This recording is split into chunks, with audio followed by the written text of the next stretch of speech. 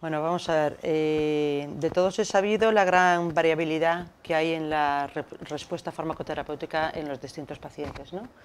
Se sabe que aproximadamente 1 de cada 3 pacientes no responde adecuadamente a la terapia. En unos casos es porque la terapia no es adecuadamente eficaz y en otros casos es porque el paciente presenta efectos adversos.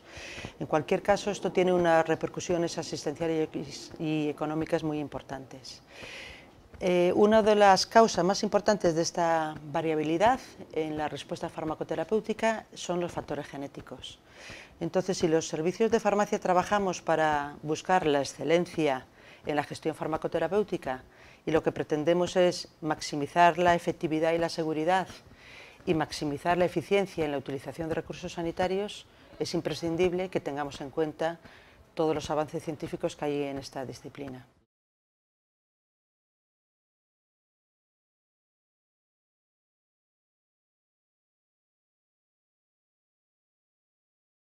Donde yo creo que ahora está más extendida, y nunca es mucho, la medicina personalizada es en el campo de la oncología. Cada vez se utilizan más criterios farmacogenéticos para tomar decisiones clínicas, ¿no? Por ejemplo, en el cáncer de pulmón microcítico, los pacientes que expresan activación del gen EGFR tienen muchísima más probabilidad, una alta probabilidad de responder a la terapia con los nuevos antineoplásicos orales que son inhibidores de la tirosinquinasa y se los oferta siempre como primera línea de tratamiento. Por el contrario, si el paciente no presenta esa mutación, responderán mucho mejor a la quimioterapia convencional como primera línea de tratamiento. Entonces, a la hora de decidir la quimioterapia en este tipo de pacientes oncológicos, se tienen en cuenta estos factores farmacogenéticos ligados al paciente. Hombre, en el campo de la oncología yo creo que tiene una trascendencia más importante porque, en primer lugar, si a un paciente le damos una terapia que ya, si hubiésemos utilizado criterios farmacogenéticos, hubiésemos sabido que tiene una alta probabilidad de no ser efectiva, no solo estamos sometiendo al paciente a una terapia no efectiva, sino le estamos generando todos los efectos adversos relacionados con la quimioterapia, que todos sabemos que son muy importantes, y estamos haciendo que el paciente pierda tiempo, que no suelen tener en muchos casos demasiado tiempo, en utilizar herramientas terapéuticas que realmente pueden ser efectivas en su caso, ¿no? Y entonces es muy importante, o sea, no solo la pérdida de eficacia, sino los efectos adversos y sobre todo la pérdida de tiempo para ofertarle otras alternativas terapéuticas después, ¿no? Pues los pacientes cada vez saben más y cada vez saben más de su enfermedad y cada vez hay más asociaciones de pacientes que se preocupan de mantenerles informados y por internet todos llegamos a todos los avances terapéuticos, ¿no? Lo estamos ya viendo en todas las patologías, no relacionado en el campo de la farmacogenética, pero el día que ya se publiciten y se tengan claro los avances farmacogenéticos y su repercusión en la efectividad y en los efectos adversos de los fármacos, evidentemente los propios pacientes vendrán demandándonos, ¿no? Y yo creo que es ley de vida y es lícito, ¿no? Que cada uno nos preocupemos de nuestra enfermedad.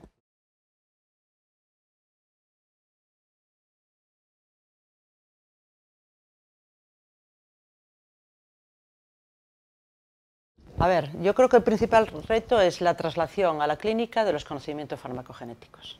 En estos momentos hay una gran investigación, hay muchos biomarcadores que son todavía exploratorios, hay muy pocos biomarcadores que ya están validados y aprobados por las agencias reguladoras, como el FDA o la EMEA, y hay poquísimos que están en ficha técnica de medicamento.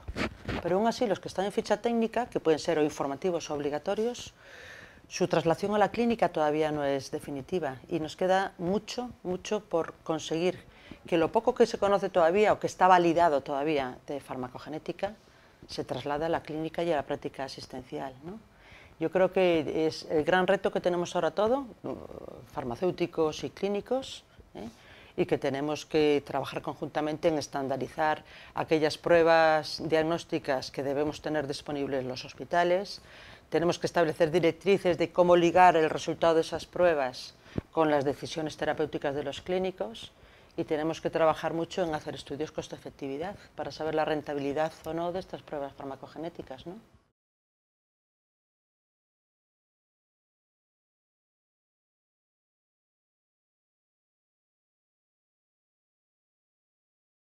Hombre, yo creo que sí, yo creo que llevamos ya bastantes años trabajando en ello. De hecho, este servicio de farmacia desde el año 96 cuenta con una unidad de farmacogenética en el propio servicio de farmacia, ¿no? Que realizamos una serie de determinaciones. A ver, a nivel formación posgraduada, la Comisión Nacional de Farmacia Hospitalaria, en su nuevo programa docente ya contempla un área específica de formación en farmacogenética.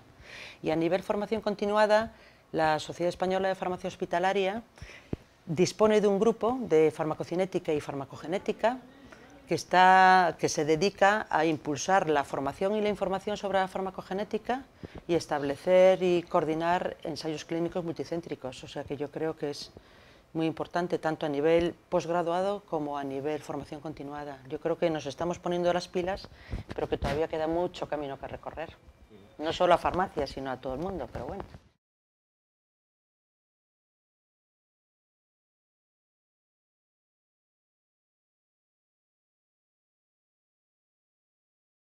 Hombre, yo, ¿qué voy a decir como farmacéutico hospital, no? Yo creo que la farmacia tiene una altísima responsabilidad y debe coger un gran protagonismo en la implantación y la traslación de la farmacogenética a la clínica, ¿no? Y tiene que verlo primero porque participa en las comisiones relacionadas con la política y medicamentos de los hospitales, fundamentalmente la Comisión de Farmacia y Terapéutica y, en segundo lugar, la Comisión de Infecciones y Política de Antibióticos. Son estas comisiones que son las que seleccionan los fármacos y, más importante en lo que estamos hablando, las que establecen los criterios de uso, las que tienen que tener en cuenta la evidencia científica disponible que hay en farmacogenética y trasladarla a los protocolos clínicos del hospital. En segundo lugar, la farmacia hospitalaria trabaja en el Comité Ético de Investigación Clínica y, como participante en ese comité, puede promover y fortalecer la investigación clínica en esta materia, ¿no? Y, en tercer lugar, que yo creo que es como la más importante, es que somos los gestores del medicamento del hospital. Entonces somos nosotros, los farmacéuticos, los que tenemos que hacer que las directrices que establece la Comisión de Farmacia y Terapéutica lleguen a los pacientes. Y tenemos que coger la evidencia científica disponible e integrarla dentro de la prescripción electrónica para que los clínicos la tengan disponible en la toma de decisiones. Cuando un clínico va a hacer una prescripción médica en un paciente, por ejemplo, VIH, es imprescindible saber si el paciente puede o no recibir el fármaco abacavir dependiendo de la mutación genética del gen HLA, ¿no? Entonces yo creo que la farmacia hospitalaria, uno de sus importantes papeles como gestor del medicamento, por su papel en las comisiones clínicas relacionadas con la farmacoterapia, que son las que tienen la obligación o la responsabilidad de trasladar la evidencia científica a los protocolos disponibles en el hospital, en primer lugar. En segundo lugar, a nivel investigación, por su papel en el Comité Ético de Investigación Clínica, y, en tercer lugar, como gestor del medicamento, integrando los conocimientos disponibles en farmacogenética y lo que sabemos a nivel de pruebas farmacogenéticas realizadas a los pacientes, integrarlas dentro del programa de prescripción electrónica para que los médicos, a la hora de tomar una decisión terapéutica, tengan en cuenta este conocimiento y estas análisis de los pacientes.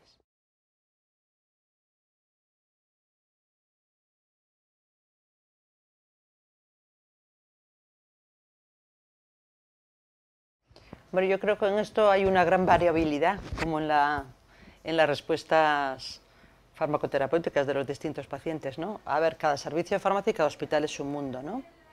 Yo creo que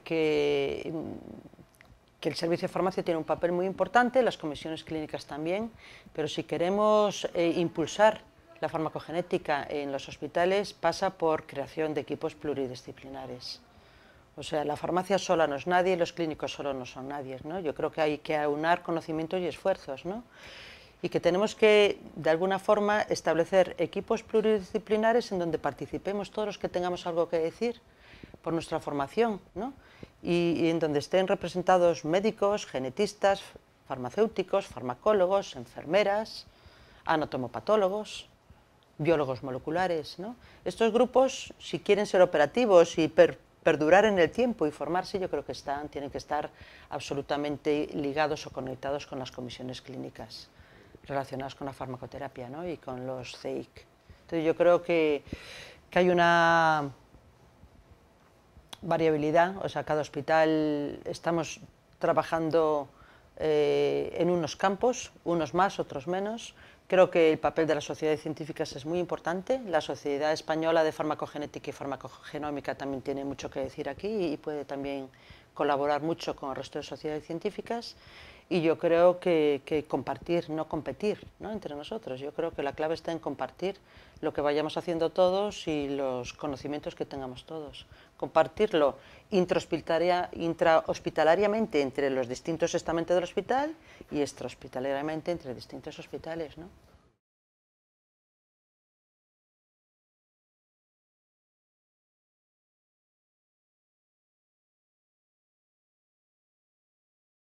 Bueno, yo creo la jornada que, bueno, yo creo que en esto hay que agradecerle a Roche el papel que lleva muchos años, cuando todavía nadie sabíamos nada de farmacogenética, impulsando lo que es esta ciencia, ¿no?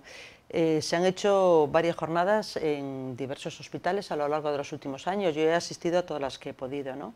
Son jornadas en donde vienen pues más de 200 personas, que somos, bueno, pues las especialidades en ciencia de la salud de las que hablaba antes cuando hablaba de los equipos pluridisciplinares. Ahí estamos todos, ¿no? Y son jornadas de difusión y de compartir conocimiento, y yo creo que es básico hacer este tipo de actividades como pues, jornadas formativas e informativas, como cursos para impulsar esta traslación a la clínica, ¿no?, de la farmacogenética. Y yo, bueno, que animo a que la gente venga y a que la gente monte jornadas en sus hospitales y para que podamos ir todos y aprender unos de otros, ¿no?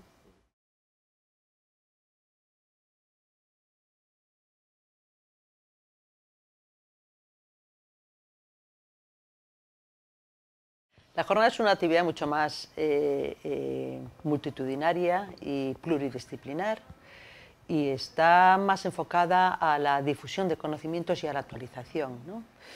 El curso es más reducido, es para un grupo, porque es un curso eminentemente práctico, es para un grupo entre 30 y 40 personas, en donde ya pretendemos que las personas sean aquellas personas que ya están de alguna manera trabajando en los hospitales en el desarrollo y la implantación de farmacogenética.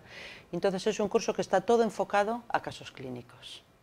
Entonces hay casos clínicos de todas y cada una de las áreas de salud en donde la farmacogenética está cobrando ya un pequeño protagonismo. Pues hay casos clínicos de oncología, casos clínicos de VIH, casos clínicos de hepatitis C, casos clínicos de trasplante de órganos sólidos. Entonces, el curso está más para enseñar a la gente la importancia de los parámetros farmacogenéticos de los pacientes en ese tipo de patologías, y cómo trasladar estos resultados del test farmacogenético a la práctica clínica, teniendo en cuenta otros factores como son pues, las enfermedades concomitantes, pues la medicación, el resto de medicación que tengan por si tienen o no interacciones. O sea, y es un tema absolutamente de manejo de las herramientas farmacogenéticas en un paciente concreto. Se presenta un caso clínico, son casos clínicos que se presentan a la limón entre un especialista, un facultativo especialista responsable del área de que se trate y un farmacéutico de hospital. Entonces el clínico presenta lo que es el caso clínico y hace un pequeño resumen del estado actual, el estado del arte en el tratamiento de esa patología. Se empieza a presentar lo que es el paciente en concreto con todas sus comorbilidades y terapia concomitante, y luego ya el farmacéutico hospital entra a evaluar pues, los parámetros no solo clínicos, sino también farmacocinéticos y farmacogenéticos de ese paciente, intentando trasladar a la gente, a los alumnos, el cómo darle vida a esas pruebas y aplicarlas en un paciente concreto.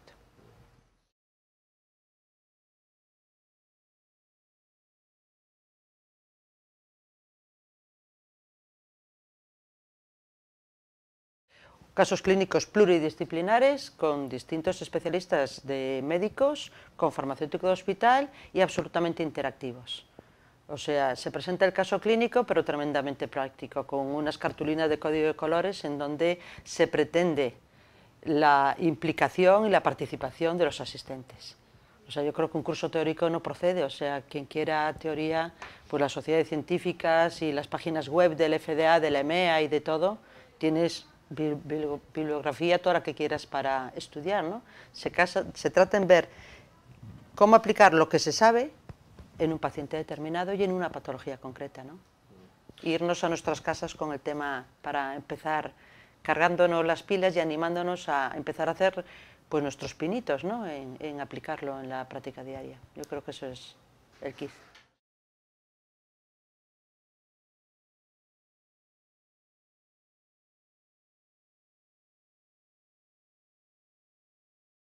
Yo creo que va a ser brutal el cambio que vamos a tener a medida que se vaya conociendo la importancia de la genética en la respuesta terapéutica, ¿no? En estos momentos de toda esta variabilidad que tenemos, hay muchísimas causas y más o menos es prevenible en un 50%. Hay un 50% de variabilidad en la respuesta de los pacientes que no es prevenible actualmente. Se estima que la mitad de esa variabilidad no prevenible la vamos a poder predecir mediante la farmacogenética. Hoy en día está clarísimo que una de las causas más importantes de la variabilidad en la respuesta terapéutica son los factores genéticos. Cada vez se está investigando más sobre este tema y cada vez hay más evidencia científica disponible. Pero yo creo que ya no solo en la respuesta farmacoterapéutica, sino en el propio diagnóstico de las enfermedades. Hablábamos antes de 4 o 5 grandes áreas de salud donde ahora ya cada vez hay más medicina individualizada y se aplican más estos conocimientos. Y a medida que vayamos disponiendo de los resultados de las investigaciones que hay en marcha, se irán incorporando también otras disciplinas de la salud. Yo creo que al final va a ser uno de los parámetros más importantes a tener en cuenta a la hora de seleccionar un fármaco y de diagnosticar a un paciente. Yo creo que hace 20 años era farmacocinética, ahora es la farmacogenética, son totalmente complementarias. Yo creo que una y la otra deben ir siempre de la mano. Y yo creo que no hay vuelta atrás, pero sobre todo no hay vuelta atrás en la concepción de nuestra especialidad. Nosotros no somos nada metidos dentro de la farmacia. Nosotros tenemos que integrarnos en los equipos asistenciales, trabajar en colaboración con los médicos y las enfermeras y focalizarnos en el paciente concreto. Y si nos quedamos dentro de nuestro servicio de farmacia y no damos ese cambio, pues malo va a ser para el servicio de farmacia que haga eso, ¿no? Yo creo que pasa por salir de puertas para afuera e integrarnos con nuestros compañeros, ¿no?